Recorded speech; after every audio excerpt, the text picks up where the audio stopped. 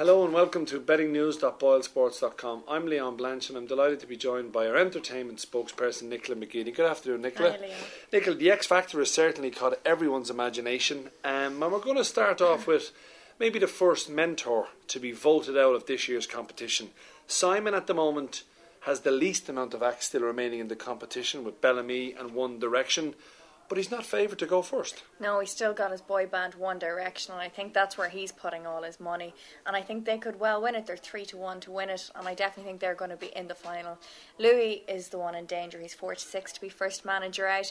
Now, he does have Mary Byrne, who has a huge support, but last week was a bit of a disappointment. She broke down in rehearsals, as you said earlier, and she has been struggling with song choices. So if she doesn't kind of mix things up and come out with something a little bit more contemporary, she could be in trouble. And Louis, well, he's got Wagner as well, and apparently everybody's voting for Wagner to win it. The Rage Against the Machine campaigners who hate the X Factor. Don't know why, but anyway, they are voting for him, and if Wagner won it, I think. And this was the same group that denied Joe McElderry his number one at Christmas. So you never know.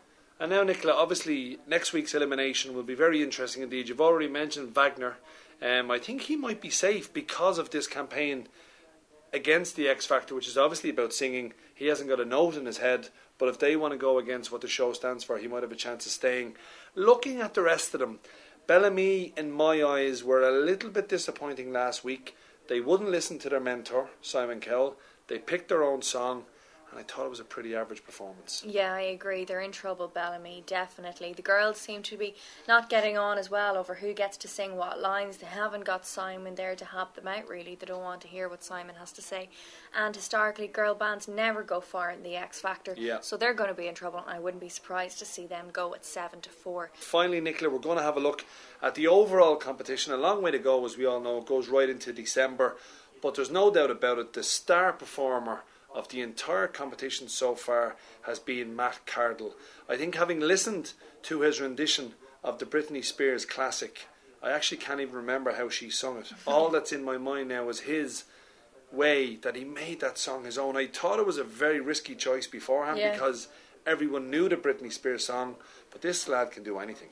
Yeah, absolutely. He belted it out at the end. At the start, I was a little bit unsure when he started singing, but no, it was a goosebumps kind of performance.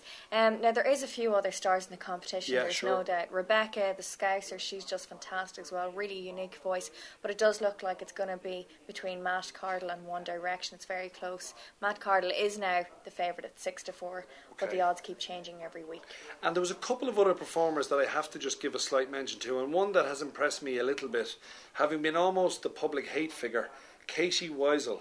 She took a chance with a song, and I remember seeing Simon in the video before it saying it wouldn't be in my top million songs, but he absolutely loved her performance. Is she starting to win over you as a contestant, and more importantly, are the public starting to warm up to her? I think they are. The press have kind of eased off on her a little bit. She's earned her place and deserves her place there. You know, everyone said she shouldn't be there. It should have been Gamu. That's not her fault. You know, Cheryl was the one who picked her, and I think she is doing a really good job. She has a great voice.